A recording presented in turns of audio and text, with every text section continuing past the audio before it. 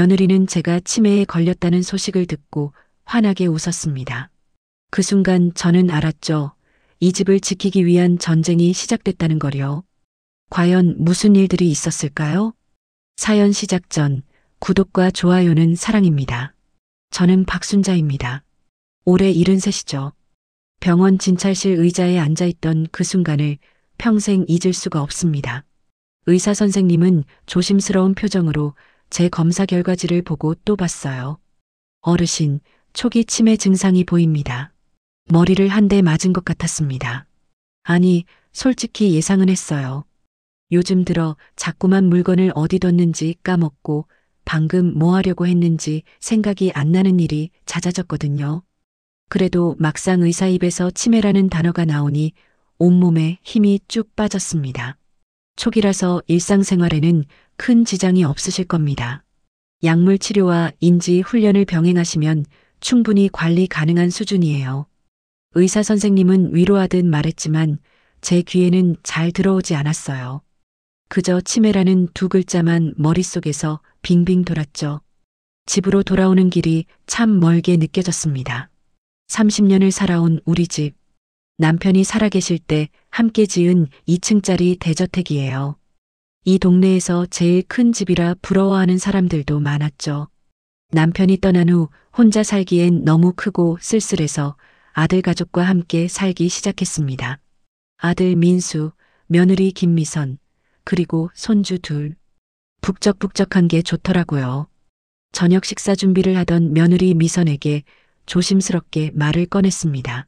미선아, 오늘 병원 다녀왔는데. 네, 어머님. 검사 결과 어떻게 나왔어요? 미선은 당근을 썰던 손을 멈추고 저를 쳐다봤어요.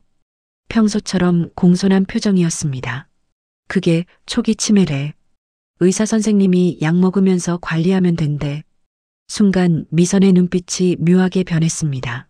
뭐라고 표현해야 할까요? 놀람도 아니고 걱정도 아니고 마치 로또에 당첨된 사람처럼 번뜩이는 그 무언가가 있었어요. 어머님. 그러시면 안 되는데. 미선은 재빨리 걱정스러운 표정을 지으며 제 손을 잡았습니다. 하지만 그 손은 차가웠어요. 진심이 담긴 온기가 느껴지지 않았죠. 괜찮아. 초기래. 약 먹으면서 잘 관리하면 된대. 그래도 치매는 치매잖아요. 남편한테도 말씀드려야겠어요. 미선은 서둘러 아들 민수에게 전화를 걸었습니다. 저는 그 모습을 보면서 왠지 모를 불안감이 밀려왔어요. 왜 그렇게 급하게 전화를 하는 걸까? 그날 저녁 퇴근한 민수가 심각한 얼굴로 제 방에 들어왔습니다. 엄마, 미선한테 들었어요. 치매 진단 받으셨다고. 응, 그런데 초기라서 괜찮대. 걱정하지 마. 엄마, 치매는 점점 나빠지는 병이잖아요. 지금은 초기라지만. 민수의 말투가 예전과 달랐습니다. 어딘가 조심스럽고 또 어딘가 계산적이었어요. 마치 무언가를 결정한 사람처럼 말이죠. 저는 침대에 누워 천장을 바라봤습니다. 갑자기 30년 전 남편과 함께 이 집을 지을 때가 떠올랐어요. 남편은 그때 말했죠. 여보, 이 집에서 우리 손주들 얼굴 보면서 행복하게 살자. 남편은 60의 세상을 떠났지만 저는 남편의 바람대로 손주들과 함께 이 집에서 살고 있었습니다. 그런데 치매 진단 하나로 모든 게 흔들리는 것 같았어요. 다음 날 아침이었습니다. 미선이 아침상을 차리면서 유난히 저를 힐끔힐끔 쳐다봤어요. 그 시선이 영 불편했죠. 어머님, 어젯밤에 주무시다가 화장실 가셨어요? 응, 한번 갔다 왔는데. 혹시 길 헤매시진 않으셨어요? 제가 밤에 이상한 소리 들은 것 같아서. 저는 전혀 헤매지 않았습니다. 이 집에서 30년을 살았는데 화장실 못 찾을 리가 있나요? 하지만 미선은 마치 제가 정말 헤맨 것처럼 이야기를 만들어가고 있었어요. 점심때쯤 동네 슈퍼에 장을 보러 갔습니다. 그런데 슈퍼 주인 아주머니가 저를 보더니 안쓰러운 표정을 짓는 거예요. 순자 씨 많이 힘드시죠? 며느리한테 들었어요. 네. 뭐요? 치매 걸리셨다면서요? 밤에 자꾸 헤매신다고. 며느리가 얼마나 걱정하던지. 순간 머리가 멍해졌습니다. 미선이 벌써 동네에 소문을 퍼뜨린 거예요. 그것도 제가 밤마다 헤맨다는 거짓말까지 덧붙여서 말이죠. 집으로 돌아오는 길에 제 가슴이 답답했습니다. 뭔가 잘못되어 가고 있다는 느낌이 강하게 들었어요. 집에 도착하니 미선이 전화 통화를 하고 있었습니다. 저를 못 본 채 큰 소리로 떠들고 있었죠. 저는 현관에서 가만히 서서 그 내용을 들었어요. 언니 진짜야. 시어머니가 치매 걸렸대. 이제 집 처분할 수 있을 것 같아. 심장이 철렁 내려앉았습니다. 집을 처분한다고요. 제 집을요. 이 집이 얼마짜린 줄 알아? 최소 20억은 받을 수 있어. 시어머니 요양원 보내고 우리 새 아파트 장만하는 거야. 미선의 목소리는 들뜬 기쁨으로 가득했습니다. 제가 치매 걸렸다는 게 그렇게 기쁜 일인가요? 저는 조용히 제 방으로 돌아왔습니다. 손이 부들부들 떨렸어요. 화가 난다기보다는 배신감이 밀려왔죠. 30년 동안 이 집을 지키며 살았습니다. 남편과 함께 만든 추억이 가득한 이 집을 며느리가 빼앗으려 하고 있었어요. 저는 거울을 봤습니다. 주름진 얼굴, 희끗희끗한 머리카락. 확실히 늙긴 했죠. 하지만 제 눈빛만큼은 여전히 또렷했어요. 초기 치매라고 했잖아. 나 아직 정신 멀쩡해. 저는 스스로에게 다짐했습니다. 이대로 당하고만 있을 순 없다고요. 미선이 뭘 꾸미고 있는지 똑똑히 지켜보기로 했죠. 그날 밤 저는 잠을 이룰 수가 없었습니다. 머릿속으로 여러 생각이 스쳐 지나갔어요. 미선은 대체 어떤 방법으로 저를 내쫓으려는 걸까? 아들 민수는 알고나 있을까? 새벽녘에 거실에서 미선과 민수가 나지막이 대화하는 소리가 들렸습니다. 저는 살금살금 방문을 열고 귀를 기울였어요. 여보, 치매 환자는 점점 위험해져요. 요양원 알아봐야 할 것 같아. 미선의 목소리였습니다. 엄마가 아직 초기라고 하셨잖아. 지금은 초기지만 금방 나빠질 거예요. 미리 준비해 두는 게 좋아요. 민수는 한참을 고민하는 듯 침묵했습니다. 그리고는 한숨을 푹 쉬었어요. 그래, 알아봐. 어머니한테는 내가 천천히 말씀드릴게. 제 심장이 쿵쾅거렸습니다. 아들까지 며느리 편을 들고 있었어요. 저는 조용히 방으로 돌아와 이불을 뒤집어 썼습니다. 눈물이 날 것 같았지만 참았어요. 울 시간이 없었습니다. 지금은 정신 바짝 차리고 대응해야 할 때였죠. 저는 초기 치매일 뿐입니다. 일상생활에 전혀 문제 없어요. 며느리가 저를 만만하게 본 게 실수였다는 걸 보여줘야 했습니다. 창밖으로 동이 트고 있었습니다. 긴 싸움이 시작될 것 같았어요. 그로부터 일주일이 지났습니다. 미선의 태도는 날이 갈수록 노골적으로 변해갔어요. 아침마다 제 얼굴을 보며 어머님, 어젯밤 잘 주무셨어요? 라고 물으면서도 그 눈빛은 마치 제가 언제 문제를 일으킬지 기다리는 것 같았습니다. 저는 평소처럼 지냈어요. 아침에 일어나 산책을 하고 손주들과 놀아주고 저녁에는 텔레비전을 봤죠. 제 일상은 전혀 변한 게 없었습니다. 그런데 어느 날 오후였어요. 저는 마당에서 화분에 물을 주고 있었습니다. 그때 부엌 쪽에서 이상한 냄새가 났어요. 가스 냄새였죠. 급히 부엌으로 달려가 보니 가스레인지에 불이 활활 타오르고 있었습니다. 냄비는 바닥에 놓여 있지도 않았어요. 그냥 가스불만 켜져 있었죠. 어머, 큰일 날 뻔했네. 뒤에서 미선의 목소리가 들렸습니다. 저는 황급히 가스불을 끄고 창문을 열었어요. 어머님, 또 깜빡하신 거예요? 가스불 켜놓고 어디 가셨어요?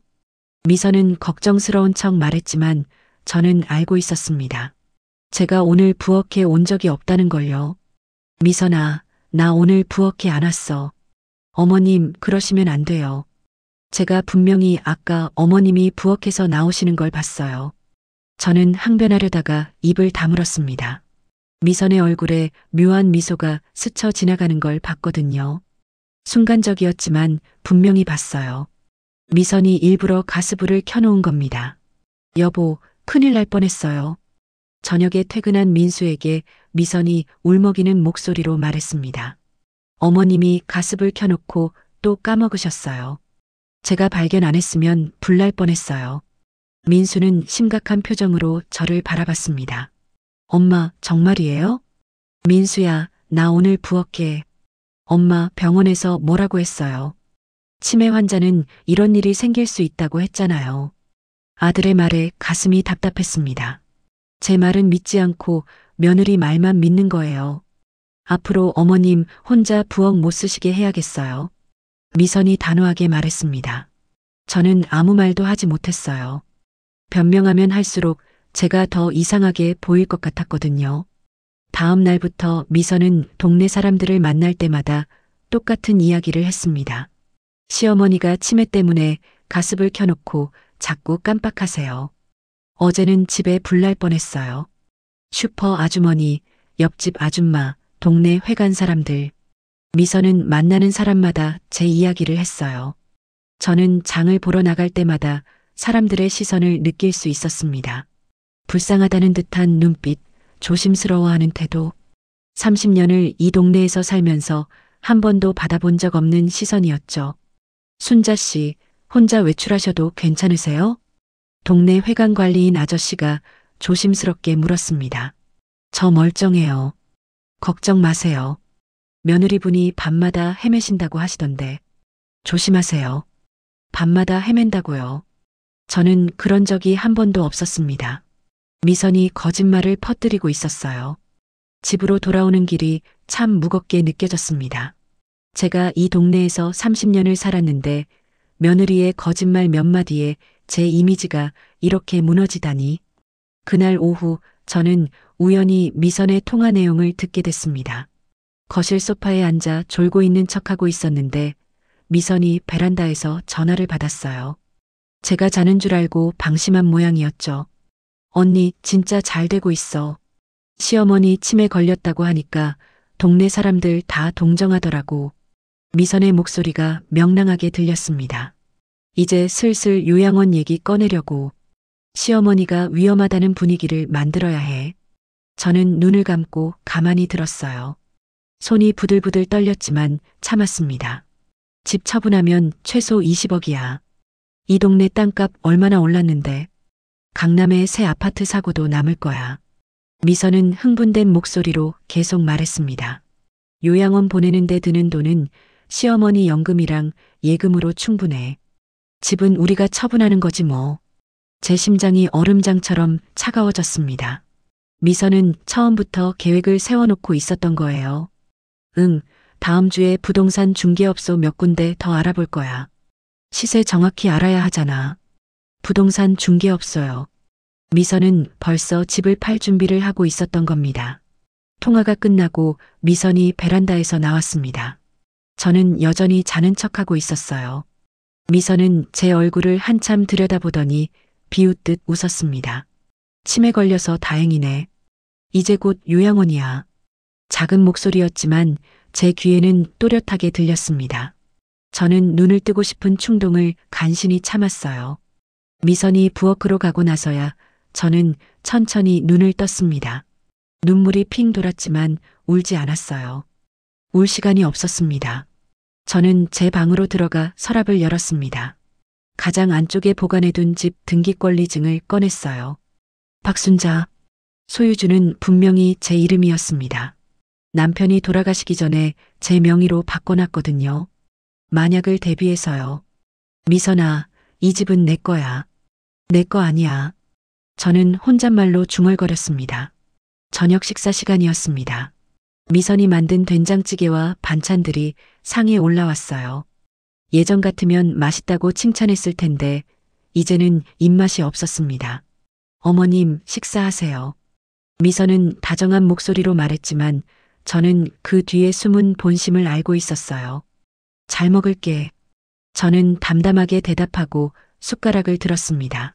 식사를 마치고 거실에서 텔레비전을 보고 있는데 미선이 슬쩍 옆에 앉았습니다. 어머님, 요즘 많이 힘드시죠?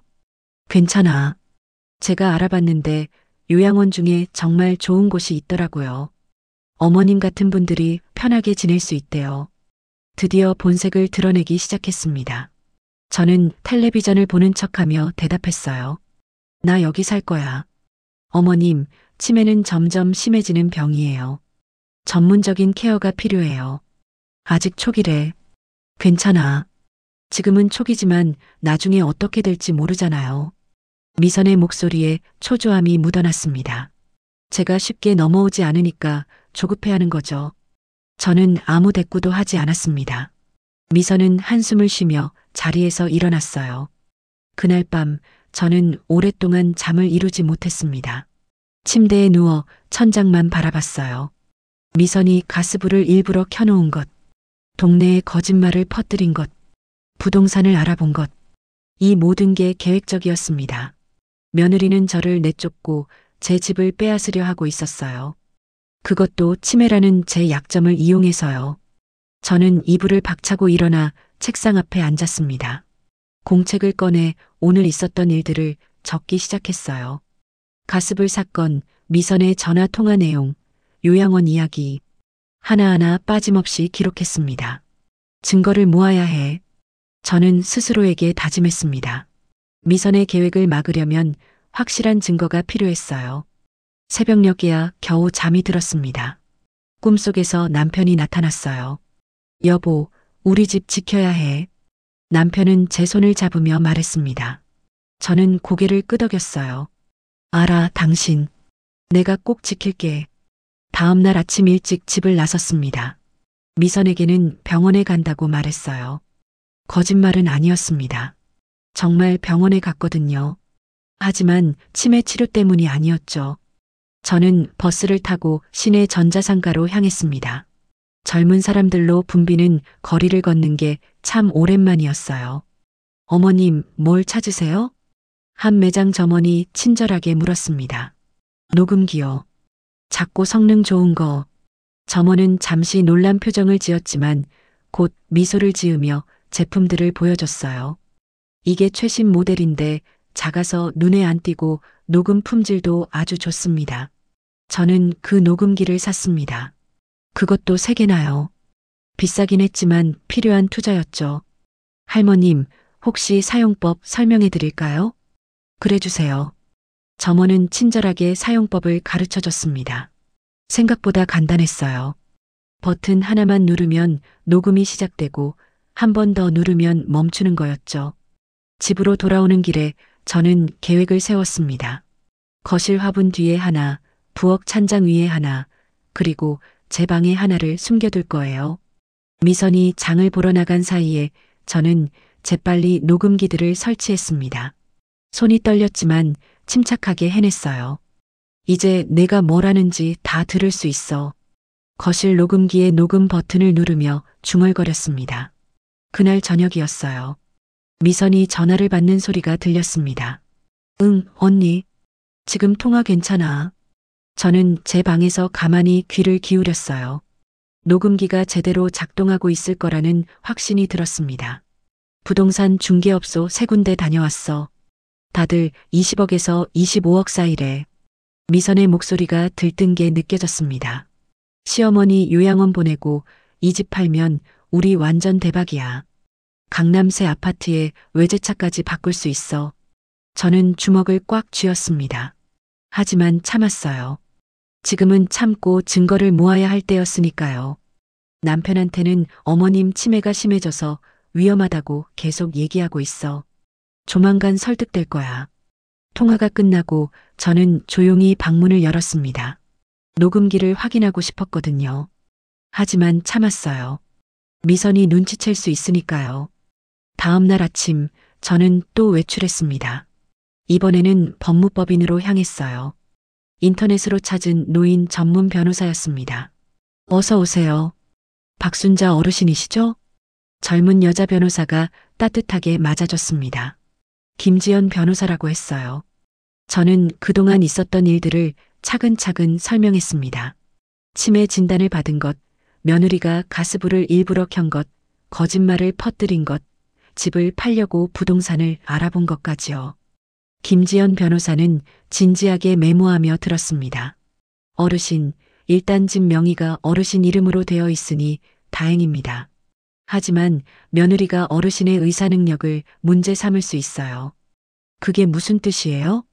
치매 진단을 받으셨으니 며느리 측에서 어르신이 재산을 관리할 능력이 없다고 주장할 수 있다는 겁니다. 김지연 변호사의 설명에 가슴이 철렁했습니다. 그럼 어떻게 해야 하죠? 증거를 모으셔야 합니다. 며느리가 어르신을 학대하고 재산을 노린다는 확실한 증거요. 저는 가방에서 녹음기를 꺼냈어요. 이걸 샀어요. 며느리 대화를 녹음하려고요. 김지연 변호사는 놀란 표정으로 저를 바라봤습니다. 어르신, 정말 대단하세요. 이렇게 준비하시다니. 며느리한테 당하고만 있을 순 없잖아요. 김지연 변호사는 고개를 끄덕이며 말했습니다. 녹음 내용이 확보되면 노인학대로 고소할 수 있습니다. 그리고 어르신 재산도 보호할 수 있고요. 저는 상담을 마치고 법무법인을 나왔습니다. 마음이 조금 가벼워졌어요.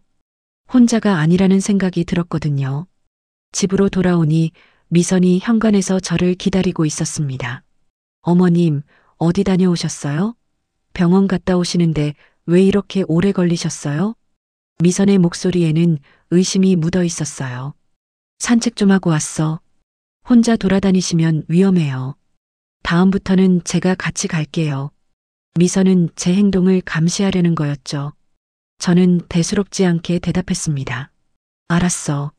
그날 밤 저는 녹음기를 확인했습니다. 미선이 잠든 사이에 거실로 살금살금 나가서 화분 뒤에 녹음기를 꺼냈어요. 이어폰을 꽂고 재생 버튼을 눌렀습니다. 오후에 미선이 한 통화 내용이 선명하게 들렸어요. 시어머니 요양원 보내고 이 집 팔면 최소 20억이야. 우리 새 아파트 사자. 강남에 말이야. 미선의 목소리가 너무나 생생했습니다. 저는 녹음 파일을 제 휴대폰으로 옮겼어요. 점원이 가르쳐준 대로요. 며칠이 지났습니다. 저는 계속해서 녹음을 했고 미선의 대화는 점점 더 노골적으로 변해갔어요. 언니, 내일 은행 가서 시어머니 통장 확인해 볼 거야. 얼마나 있는지 알아야 하잖아. 통장이요. 미선이 제 통장을 노리고 있었던 겁니다. 저는 다음날 바로 은행으로 달려갔습니다. 통장 거래를 동결하고 싶어요. 은행 직원은 놀란 표정으로 물었습니다. 동결이요? 무슨 일이 있으신가요?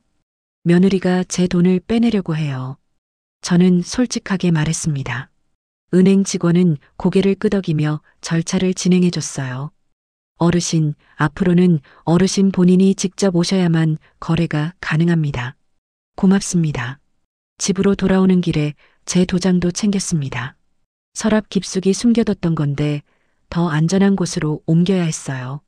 저는 동네 은행 대여금고를 빌렸습니다. 도장과 중요한 서류들을 모두 그곳에 넣었어요. 이제 미선이 손댈 수 없어. 금고 문을 닫으며 안도의 한숨을 쉬었습니다. 그날 저녁 식사 시간이었어요. 미선이 갑자기 물었습니다. 어머님, 혹시 통장이랑 도장 어디 두셨어요? 공과금 납부하려고 하는데 찾을 수가 없네요. 미선의 얼굴에는 초조함이 역력했습니다. 내가 가지고 있어. 어머님, 제가 관리해 드릴게요. 어머님이 잃어버리시면 안 되잖아요. 괜찮아. 내가 알아서 할게. 미선의 표정이 굳어졌습니다. 하지만 더 이상 말하지 않았어요. 저는 속으로 쾌재를 불렀습니다. 미선의 계획에 균열이 생기기 시작한 거죠. 밤늦게 저는 녹음 파일들을 정리했습니다. 날짜별로 폴더를 만들어서 저장했어요. 일주일치 녹음 내용만 해도 엄청났습니다. 미선이 친구들과 통화하며 집을 팔겠다고 한 내용, 제 통장을 빼내려고 한 내용, 요양원 상담한 내용까지요. 이 정도면 충분해. 저는 김지연 변호사에게 연락했습니다. 변호사님, 녹음 파일이 많이 모였어요. 정말요? 어르신, 빨리 만나 뵙고 싶네요. 내일 사무실로 오실 수 있으세요? 네, 갈게요. 전화를 끊고 저는 창밖을 바라봤습니다. 달이 환하게 떠 있었어요. 미선은 자신이 무덤을 파고 있다는 걸 모르고 있었습니다. 저는 조용히 그리고 확실하게 증거를 모으고 있었죠. 조금만 더 기다려라. 내가 무슨 짓을 했는지 세상에 드러날 거야. 저는 혼잣말로 중얼거렸습니다. 제 목소리는 단호했어요. 반격의 준비는 착착 진행되고 있었습니다. 김지연 변호사를 만나고 돌아온 날부터 미선의 태도가 더욱 노골적으로 변했습니다. 어머님, 아침 식사 차렸어요. 미선이 상을 내오는데 반찬이 달랑 2개뿐이었어요. 김치하고 된장찌개만 놓여 있었죠.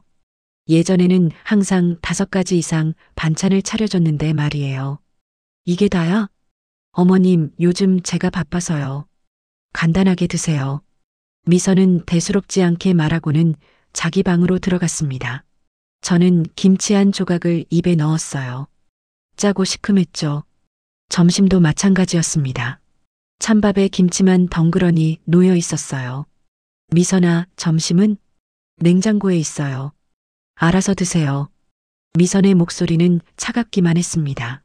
이제 아예 대놓고 홀대하는 거였죠. 저는 참고 견뎠습니다. 녹음기가 이 모든 상황을 기록하고 있다는 걸 알았거든요. 저녁 때가 되자 배가 고팠습니다. 하루 종일 제대로 먹은 게 없었으니까요. 어머님, 저 오늘 친구 만나러 나가요. 저녁은 라면 끓여 드세요. 미선은 화장을 고치며 말했습니다. 민수는? 남편도 회식이래요. 어머님, 혼자 계셔야 할 것 같아요. 미선은 그렇게 말하고는 집을 나가버렸어요. 손주들도 학원에 갔고요. 저는 부엌으로 가서 라면을 끓였습니다. 물이 끓어오르는 소리가 유난히 크게 들렸어요. 혼자 있으니 집이 너무 넓고 쓸쓸했죠. 라면을 후루룩 먹으면서 눈물이 날 것 같았습니다. 하지만 참았어요. 울면 지는 거니까요. 며칠이 지났습니다. 저는 거실 소파에 앉아 텔레비전을 보고 있었어요. 그때 미선이 급하게 부엌에서 나오더니 비명을 질렀습니다. 아야. 저는 깜짝 놀라 부엌으로 달려갔습니다. 왜 그래, 미선아? 미선은 팔을 움켜쥐고 있었어요. 팔에는 시퍼렇게 멍이 들어 있었습니다. 어머님이 저를 때리셨어요. 뭐라고? 나 너 안 때렸어. 방금 때리셨잖아요. 여기 봐요, 멍들었어요. 미선은 눈물을 글썽이며 소리쳤습니다. 저는 어이가 없었어요. 제가 미선을 때린 적이 없거든요. 미선아, 나 너한테 손도 안 댔어. 어머님, 치매 걸리시더니 폭력적으로 변하셨어요. 무서워요. 미선의 연기는 완벽했습니다. 진짜 겁에 질린 것처럼 몸을 떨었어요. 그때 현관문이 열렸습니다. 민수가 퇴근한 거였죠. 여보, 큰일 났어요. 미선이 울면서 민수에게 달려갔습니다. 어머님이 저를 때렸어요. 여기 봐요, 멍들었어요. 민수는 놀란 표정으로 미선의 팔을 봤습니다. 그러고는 저를 바라봤어요. 엄마, 정말이에요? 아니야, 민수야. 나 미선이한테 손도 안 댔어. 엄마, 이게 뭐예요? 멍이 이렇게 들어있잖아요. 민수는 제 말을 믿지 않았습니다. 며느리의 눈물 연기에 완전히 속아 넘어간 거죠. 민수야, 나 정말. 엄마, 치매 때문에 기억 못 하시는 거예요? 병원에서도 그럴 수 있다고 했잖아요. 저는 할 말을 잃었습니다. 아들마저 저를 의심하고 있었어요. 그날 밤 저는 방에서 혼자 울었습니다. 아들이 저를 믿지 않는다는 게 너무 슬펐거든요. 하지만 울다가 문득 정신이 들었습니다. 미선의 멍은 너무 선명했어요. 마치 일부러 만든 것처럼요. 그래, 미선이 스스로 멍을 만든 거야. 저는 눈물을 닦았습니다. 화가 났지만 동시에 희망도 생겼어요. 미선이 이렇게까지 하는 건 제가 제대로 대응하고 있다는 증거였으니까요. 다음 날 아침 미선은 팔에 붕대를 감고 나타났습니다. 어머님, 어제 일은 괜찮아요. 어머님도 아프셔서 그러신 거잖아요. 미선은 천사 같은 목소리로 말했지만 눈빛은 차가웠어요. 미선아, 나 너 안 때렸어. 어머님, 그만하세요. 남편도 다 알아요. 미선은 빙그레 웃으며 부엌으로 들어갔습니다. 저는 녹음기를 확인하고 싶었지만 참았어요. 미선이 의심할 수 있으니까요. 며칠 후였습니다. 미선이 서류 뭉치를 들고 제 방에 들어왔어요. 어머님, 이거 좀 보세요. 뭔데? 요양원 상담 받아봤어요. 여기 정말 좋은 곳이래요. 미선은 요양원 팸플릿을 제 앞에 펼쳐놨습니다. 깨끗한 시설 사진들이 보였어요.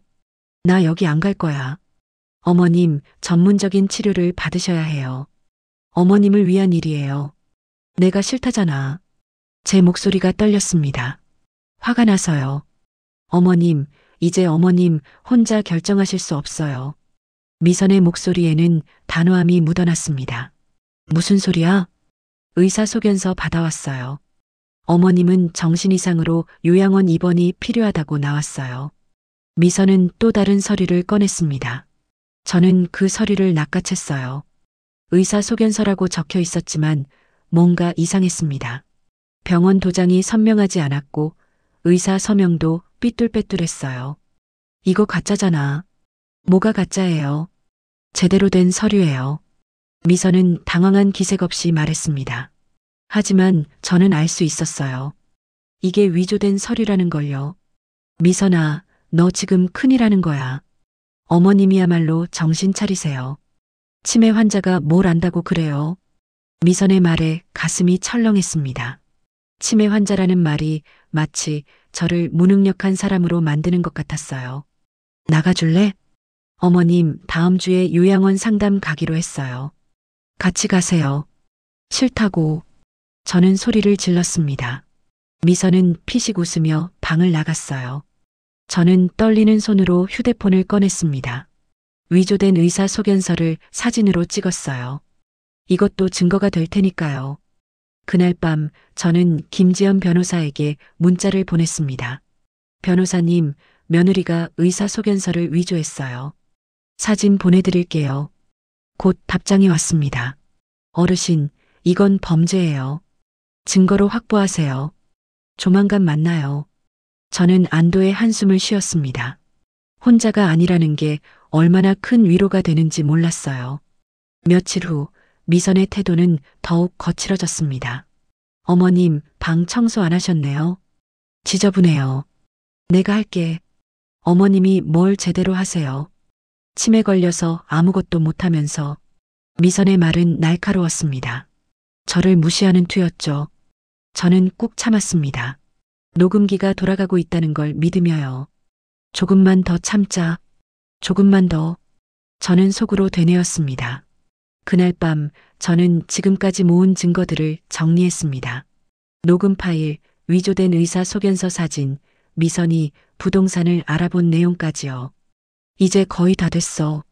저는 노트북 화면을 보며 중얼거렸습니다. 미선은 자신이 무덤을 파고 있다는 걸 여전히 모르고 있었어요.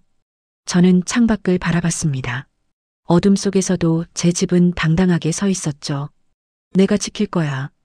반드시. 제 목소리는 떨리지 않았습니다. 이제는 확신이 있었으니까요. 결전의 날이 다가오고 있었습니다. 일주일 후 미선이 제 방문을 벌컥 열고 들어왔습니다. 손에는 두툼한 서류 봉투를 들고 있었어요. 어머님, 이제 결정하셔야 해요. 미선은 서류를 제 앞에 탁 내려놨습니다. 요양원 입소 신청서였죠. 나 안 간다고 했잖아. 어머님, 이제 선택의 여지가 없어요. 여기 사인하세요. 미선의 목소리는 차갑고 단호했습니다. 더 이상 예전처럼 공손한 척도 하지 않았어요. 싫어. 어머님, 어제도 또 헤매셨잖아요. 밤중에 거실에서 뭐 하신 거예요? 저는 어제 거실에 나간 적이 없었습니다. 미선이 또 거짓말을 하고 있는 거였죠. 나 거실 안 나갔어. 어머님은 기억 못 하시는 거예요. 치매 환자는 자기가 한 행동도 기억 못 해요. 미선은 마치 사실인 것처럼 말했습니다. 저는 화가 났지만 꾹 참았어요. 일주일 드릴게요. 일주일 안에 사인 안 하시면. 미선은 말을 멈추고 저를 빤히 쳐다봤습니다. 제가 법적 대리인으로 처리하겠어요. 무슨 소리야? 어머님이 정신이 온전치 않으시니까 제가 법원에 후견인 신청할 거예요. 그럼 어머님 동의 없이도 요양원 보낼 수 있어요. 미선의 말에 등골이 오싹했습니다. 법적 대리인이요. 그럼 제 재산도 제 집도 모두 미선 손에 들어가는 거잖아요. 너 정말. 어머님, 이게 다 어머님을 위한 거예요. 전문적인 치료를 받으셔야 한다고요. 미선은 위선적인 미소를 지으며 방을 나갔습니다. 저는 서류를 집어들었어요. 요양원 이름, 입소 날짜, 비용까지 다 적혀 있었습니다. 이렇게는 안 돼. 저는 떨리는 손으로 김지연 변호사에게 전화를 걸었습니다. 변호사님, 며느리가 법적 대리인 신청하겠대요. 어르신 괜찮아요. 어르신은 초기 치매 진단만 받으셨을 뿐이에요. 의사 능력이 충분히 있으시다고요. 그래도 불안해요. 내일 당장 오세요. 대비책을 세워야겠어요. 전화를 끊고 저는 깊은 숨을 쉬었습니다. 미선이 점점 더 압박해오고 있었어요. 그날 저녁 식사 시간이었습니다. 민수가 퇴근하고 들어왔고 미선은 준비한 듯 말을 꺼냈습니다. 여보, 어머님이랑 상의할 게 있어요. 미선은 요양원 서류를 식탁 위에 펼쳤어요. 엄마, 미선이랑 제가 알아봤는데 여기 요양원이 정말 좋대요. 민수도 한패였습니다. 아들까지 저를 버리는 거였죠. 민수야, 엄마는 여기서 살고 싶어. 엄마, 이게 다 엄마를 위한 거예요. 전문가들이 케어해 주는 게 나아요. 난 싫다고. 제 목소리가 떨렸습니다. 분노와 슬픔이 뒤섞여서요. 엄마가 점점 위험해지고 있어요. 가스불 사건도 있었고, 미선이도 때리셨고, 나 그런 적 없어. 왜 내 말은 안 믿어? 저는 소리를 질렀습니다. 하지만 민수는 고개를 저었어요. 엄마, 병 때문에 기억 못 하시는 거예요. 저는 더 이상 할 말이 없었습니다. 아들도 며느리 편이었으니까요. 일주일 드릴게요, 엄마. 그때까지 생각해 보세요. 민수는 그렇게 말하고는 자리에서 일어났습니다. 저는 혼자 식탁에 남았어요. 식은 국이 눈앞에 있었지만 먹을 수가 없었죠. 다음 날 아침 일찍 김지연 변호사 사무실로 갔습니다. 어르신, 많이 힘드시죠? 김지연 변호사는 따뜻하게 저를 맞아줬어요. 변호사님, 이제 어떻게 해야 하죠? 지금까지 모은 증거들이 충분합니다. 이제 반격할 때예요. 김지연 변호사는 노트북을 열어 제가 보낸 녹음 파일들을 보여줬습니다. 이 증거들로 노인학대와 재산 편취 미수로 고소할 수 있어요. 그리고 이혼 소송도 가능하고요. 이혼이요? 네, 아드님과 며느리의 이혼 말씀이에요. 며느리의 이런 행동은 이혼 사유가 됩니다. 저는 잠시 망설였습니다. 아들이 상처받을 것 같았거든요. 변호사님, 그래도 민수가...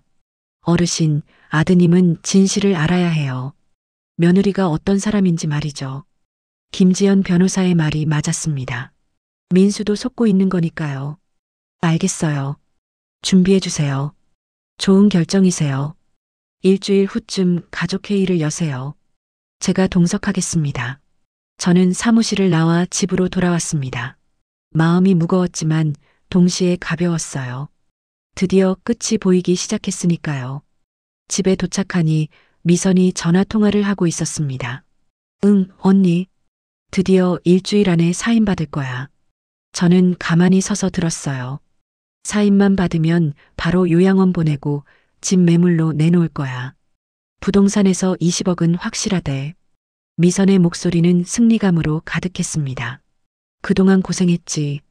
이제 곧 우리 새 아파트에서 살 수 있어. 강남에 말이야. 저는 조용히 제 방으로 들어갔습니다. 녹음기가 지금도 작동하고 있을 거예요. 조금만 더 참자. 일주일만 더. 저는 스스로를 다독였습니다. 사흘이 지났습니다. 미선은 매일같이 저를 압박했어요. 어머님, 사인은 언제 하실 거예요? 아직 생각 중이야. 어머님, 시간 없어요. 요양원에서 자리 빼달라고 연락 왔어요. 미선은 초조해하고 있었습니다. 제가 쉽게 넘어오지 않으니까요. 하루 더 생각해 볼게. 어머님, 미선이 짜증을 냈지만 저는 모른 척했습니다. 그날 밤 미선과 민수가 침실에서 대화하는 소리가 들렸어요. 저는 귀를 기울였습니다. 여보, 어머님이 자꾸 버티시는데 어떡하죠? 강제로라도 보내야지. 법적 대리인 신청 서류 준비해놨어. 민수의 목소리에 저는 깜짝 놀랐습니다. 아들이 그렇게까지 할 줄은 몰랐거든요. 여보 최고야. 어머님 요양원 보내고 우리 인생 다시 시작하는 거야. 집 팔고 우리 외제차도 바꾸자.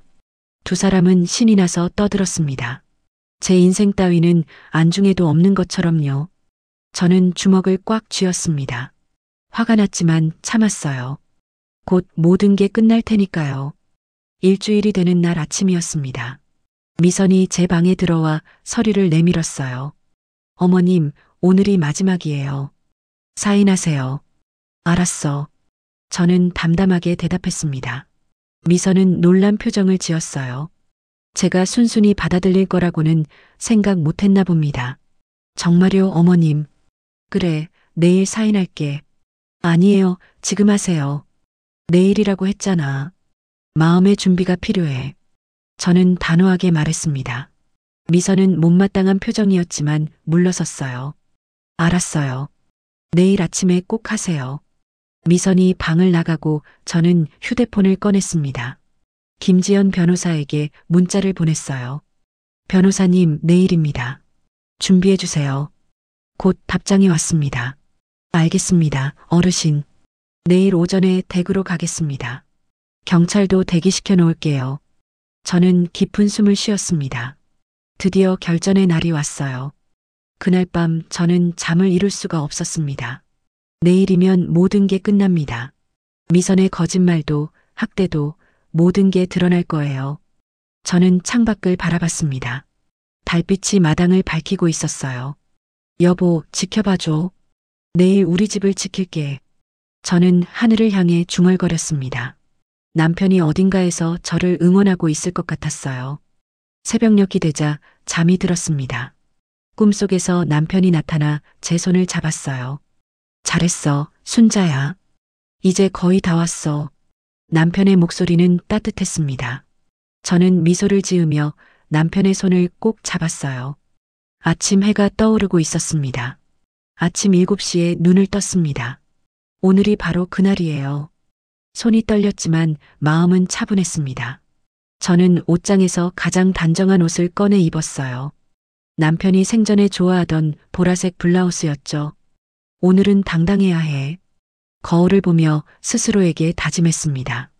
8시쯤 김지연 변호사에게서 문자가 왔어요. 어르신, 9시에 도착하겠습니다. 준비되셨죠? 네, 준비됐어요. 저는 답장을 보내고 거실로 나갔습니다. 미선이 아침 식사를 차리고 있었어요. 오늘따라 반찬이 많았습니다. 마지막이니까 잘 보이려는 거겠죠. 어머님, 아침 드세요. 오늘 사인하시잖아요. 미선의 목소리는 들떠 있었습니다. 응, 알아. 저는 조용히 식사를 했어요. 밥알이 목으로 넘어가지 않았지만 억지로 삼켰습니다.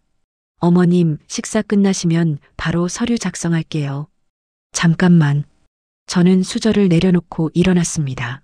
내가 할 말이 있어. 가족들 다 모이게 해줘. 무슨 말씀이세요?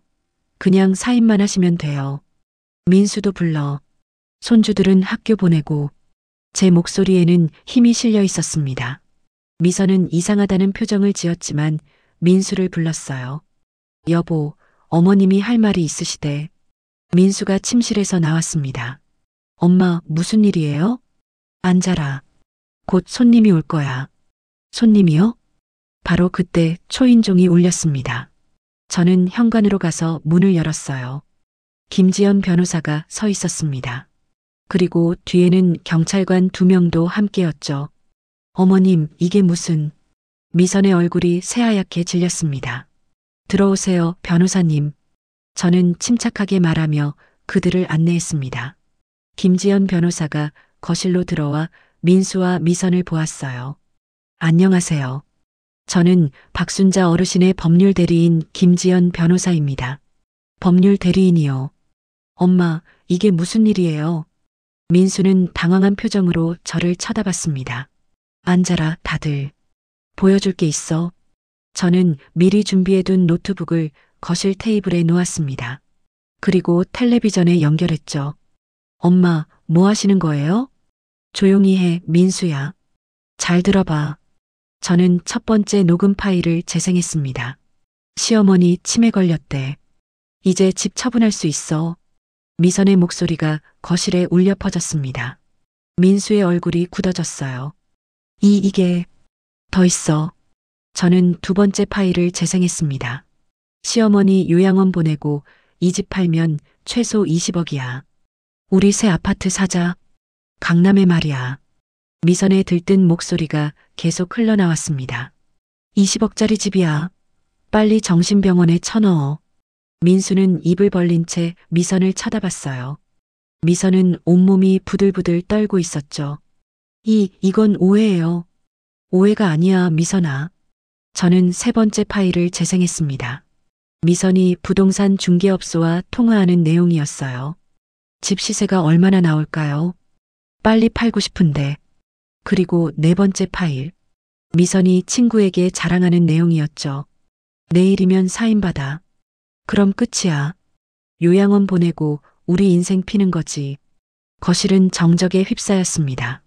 민수는 고개를 떨구고 있었고 미선은 창백한 얼굴로 서 있었어요. 그리고 이것도 봐. 저는 위조된 의사소견서 사진을 화면에 띄웠습니다. 이건 미선이가 만든 가짜 서류야.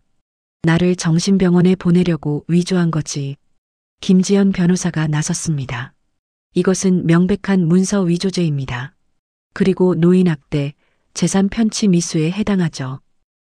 저는 미선이 변명하려 했지만 말이 나오지 않았습니다. 미선아, 너 가스불도 일부러 켠 거지? 아니에요. 나 그날 부엌에 안 갔어. 내가 일부러 켜놓고 내 탓을 한 거잖아. 저는 차분하게 말했습니다. 그리고 내 팔에 멍. 그것도 내가 스스로 만든 거지. 내가 너를 때렸다고 거짓말하려고. 미선은 대답하지 못했어요. 모든 게 들통난 거니까요. 여보. 민수가 미선을 불렀습니다. 목소리가 떨리고 있었어요.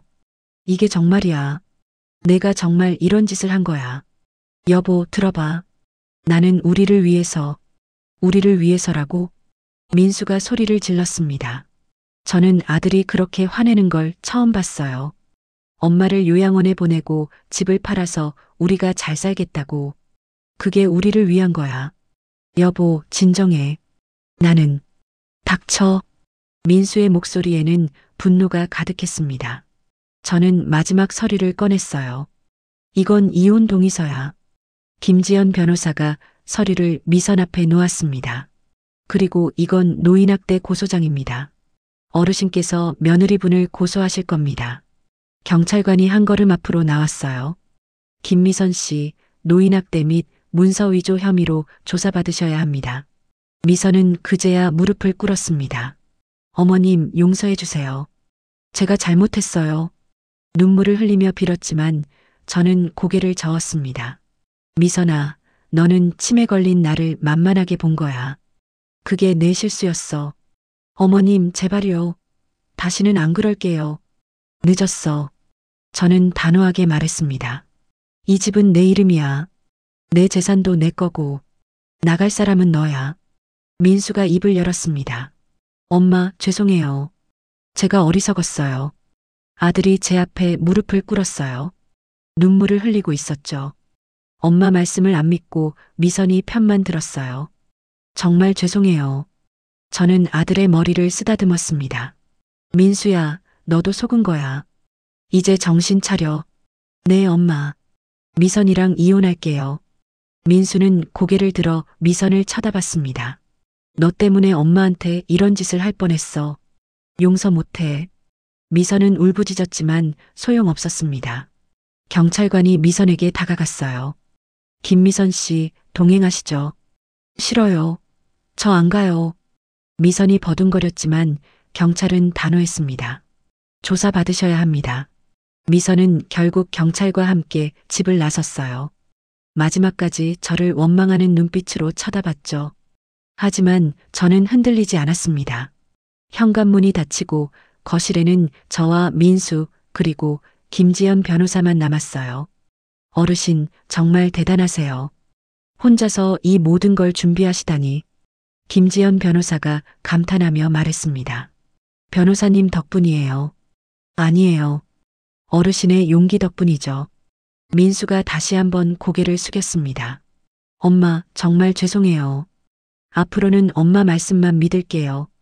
그래, 민수야. 이제 우리 다시 시작하자. 저는 아들을 일으켜 세웠습니다. 창밖으로 햇살이 쏟아지고 있었어요. 긴 싸움이 끝났습니다. 저는 제 집을 지켰고 존엄을 지켰어요. 여보, 우리 집 지켰어. 저는 하늘을 향해 중얼거렸습니다. 남편이 어딘가에서 웃고 있을 것 같았어요. 미선이 경찰과 함께 집을 나간 후 거실은 조용해졌습니다. 김지연 변호사가 서류를 정리하며 말했어요. 어르신, 며느리분은 노인학대와 문서 위조로 처벌받게 될 겁니다. 그리고 이혼 절차도 진행될 거고요. 고맙습니다, 변호사님. 변호사님 아니었으면 어떻게 됐을지 몰라요. 천만에요, 어르신. 어르신이 용기를 내셨기 때문에 가능한 일이었어요. 김지연 변호사는 따뜻하게 웃으며 악수를 청했습니다. 저는 그 손을 꼭 잡았어요. 필요하신 거 있으면 언제든 연락 주세요. 네, 변호사님. 정말 고마웠어요. 김지연 변호사가 떠나고 거실에는 저와 민수만 남았습니다. 민수는 소파에 주저앉아 고개를 떨구고 있었어요. 어깨가 들썩이는 걸 보니 울고 있는 것 같았죠. 민수야. 저는 아들 옆에 앉았습니다. 엄마, 정말 죄송해요. 제가 너무 어리석었어요. 민수야, 너도 속은 거야. 미선이가 너무 교묘하게 거짓말을 했으니까. 그래도요. 엄마 말씀을 믿었어야 했는데. 엄마가 가습을 안 켰다고 하셨잖아요. 엄마를 안 때렸다고 하셨잖아요. 민수의 목소리는 후회로 가득했습니다. 괜찮아. 이제 다 끝났어. 저는 아들의 등을 토닥였어요. 예전처럼요. 엄마, 저 어떻게 해야 해요? 아이들한테 뭐라고 설명해야 하죠? 사실대로 말해. 엄마가 잘못했다고. 아이들이 충격받을 것 같아요. 아이들은 생각보다 강해. 그리고 진실을 알아야 해. 민수는 고개를 끄덕였습니다. 그날 오후 학교에서 돌아온 손주들이 집안 분위기가 이상하다는 걸 눈치챘어요. 할머니, 엄마는 어디 갔어요? 12살 손녀 지우가 물었습니다. 지우야, 할머니가 할 얘기가 있어. 너희 아빠랑 같이 앉아봐. 저는 손주들을 거실로 불렀습니다. 10살 손자 준호도 함께요. 민수가 아이들에게 차근차근 설명했어요. 엄마가 할머니에게 나쁜 짓을 했다는 것, 그래서 경찰에 가게 됐다는 것까지요. 지우는 눈물을 글썽였고 준호는 멍한 표정이었습니다. 할머니, 우리 엄마 나쁜 사람이에요. 준호가 물었습니다. 준호야, 엄마는 잘못된 선택을 한 거야. 사람은 누구나 실수를 할 수 있어. 그럼 엄마 용서해 줄 거예요? 아니, 할머니는 용서 못해. 하지만 너희는 너희 엄마야. 너희가 어떻게 생각할지는 너희가 정하는 거야. 저는 손주들을 꼭 안아줬습니다. 아이들도 저를 꼭 안았어요. 할머니 사랑해요. 지우가 작은 목소리로 말했습니다. 할머니도 너희 사랑해. 그날 밤 저는 오랜만에 편안하게 잠들었습니다. 다음 날 아침 동네 슈퍼주인 아주머니가 찾아왔어요. 순자 씨, 소문 들었어요. 며느리가 그런 짓을 했다니 믿기지가 않네요. 네, 저도 충격이었어요. 그동안 며느리가 순자 씨 험담한 거 생각하면 화가 나요. 우리가 다 속았네. 슈퍼 아주머니뿐만 아니라 동네 사람들이 하나둘씩 찾아왔습니다. 미선이 저에 대해 한 거짓말을 믿었던 것을 사과하러요. 괜찮아요. 다들 몰랐던 거잖아요. 저는 너그럽게 받아들였습니다. 화를 낼 이유가 없었어요. 일주일 후 미선이 경찰 조사를 받고 있다는 소식을 들었습니다. 노인학대와 문서위조 혐의가 인정돼서 벌금형과 집행유예를 받을 거라고 했어요. 그리고 민수와의 이혼 절차도 빠르게 진행됐습니다. 미선의 잘못이 명백했으니까요. 한 달 후 이혼이 확정됐습니다. 민수는 아이들 양육권을 받았고 미선은 집을 완전히 떠났어요. 엄마, 이제 어떻게 살아야 할지 모르겠어요. 민수는 여전히 방황하고 있었습니다. 민수야, 천천히 가. 시간이 필요해. 네, 엄마. 저는 중요한 결정을 내렸습니다. 제 재산을 정리하기로 한 거예요. 김지연 변호사와 상담해서 재산 증여 계획을 세웠죠. 먼저 부산에 사는 딸 은지에게 연락했습니다. 엄마, 언니한테 그런 일이 있었어요. 진작 말씀하시지. 은지는 달려와서 저를 꼭 안아줬어요. 은지야, 너는 항상 엄마 걱정해줬지. 명절 때마다 찾아와주고. 당연한 거죠, 엄마. 엄마가 너한테 재산 일부를 주려고 해. 엄마, 그러지 않으셔도 돼요. 아니야. 효도하는 자식이 받아야지. 저는 은지에게 재산의 절반을 증여하기로 했습니다. 나머지 절반은 민수와 손주들을 위해 남겨뒀고요.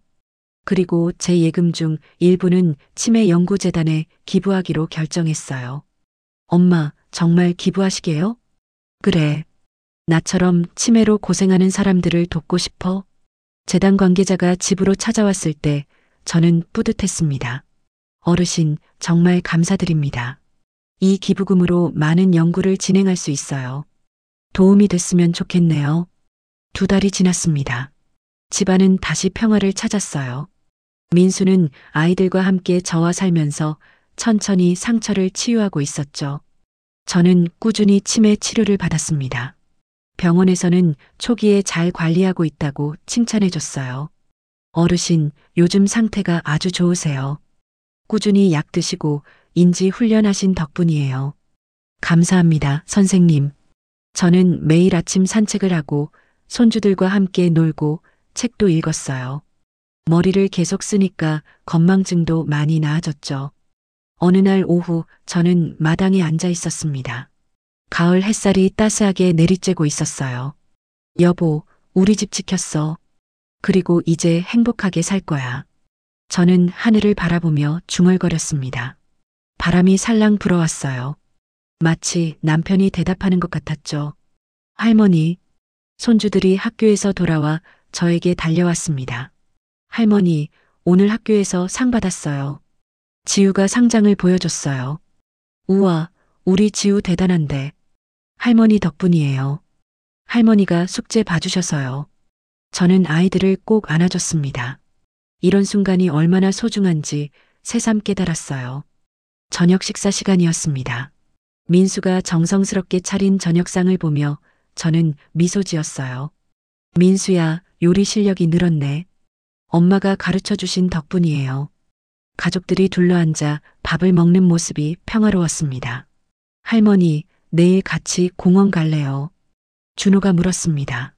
그래, 가자. 할머니가 도시락도 싸줄게. 와, 좋아요. 아이들의 웃음소리가 집안에 울려 퍼졌어요. 저는 이 순간이 영원히 계속됐으면 좋겠다고 생각했습니다. 밤이 되고 저는 침대에 누워 창밖을 바라봤어요. 별이 반짝이고 있었습니다. 치매 걸렸다고 바보 취급하면 안 되는 거야. 늙었다고 만만하게 보면 안 되는 거고. 저는 혼잣말을 했습니다. 미선은 저를 무력한 노인으로 봤어요. 치매 환자니까 아무것도 못할 거라고 생각했죠. 하지만 저는 제 존엄을 지켰습니다. 제 집을 지켰고 제 권리를 찾았어요. 늙고 병들었다고 우습게 본 게 내 인생 최대의 실수였다. 미선에게 마지막으로 했던 말이 떠올랐습니다. 저는 그 말을 후회하지 않았어요. 사실이었으니까요. 창밖으로 달빛이 쏟아지고 있었습니다. 저는 편안한 마음으로 눈을 감았어요. 내일도 좋은 하루가 될 겁니다. 손주들과 공원에 가고 민수와 함께 저녁을 먹고 은지에게 전화를 할 거예요. 평범하지만 행복한 일상이죠. 저는 제 인생을 되찾았습니다. 아니, 어쩌면 새로운 인생을 시작한 건지도 몰라요. 치매 진단을 받았지만 저는 여전히 저예요. 누구에게도 함부로 당하지 않는 강한 여자. 그리고 이제는 자유롭고 행복한 할머니. 잠이 들기 전 마지막으로 남편을 떠올렸습니다. 여보, 고마워. 옆에서 지켜봐줘서. 이제 편히 쉬어. 나도 이제 괜찮아. 남편이 웃고 있는 모습이 눈앞에 그려졌어요. 저는 미소를 지으며 깊은 잠에 빠져들었습니다. 새로운 시작이었습니다. 그리고 그것은 제가 스스로 만들어낸 행복이었어요. 누구도 빼앗을 수 없는 제 것이었죠. 여러분, 나이 들고 병들었다고 포기하지 마세요. 우리에게는 여전히 지켜야 할 존엄과 싸워야 할 용기가 있습니다. 오늘의 사연이 마음에 와닿으셨다면 좋아요 눌러주시고 사연의 주인공에게 댓글로 따뜻한 말 한마디 부탁드립니다.